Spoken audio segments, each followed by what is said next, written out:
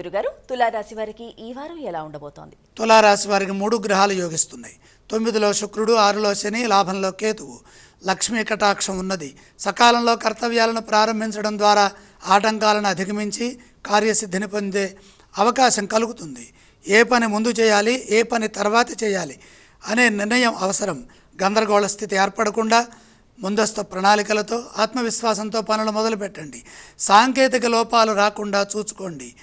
ప్రతి అంశంలో స్పష్టత ఉండాలి. ఒత్తిడికి గురి కాకుండా ఒక ప్రణాళిక ద్వారా ముందుకు సాగండి. మానసిక సంఘర్షణ ఏర్పడకుండా ఉండటం కోసమై దగ్గర వారి సూచనలు తీసుకోవాలి. ఎప్పటి పనులప్పుడే పూర్తి చేయండి.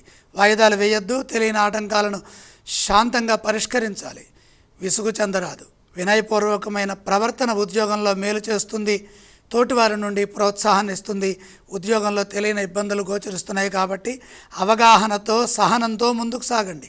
అనుభవంతో నిర్ణయాలు తీసుకోండి. శాంతంగా ఉండండి. దేనికి వెనకడుగు వేయొద్దు. మీ ధర్మం మిమ్మల్ని కాపాడుతుంది.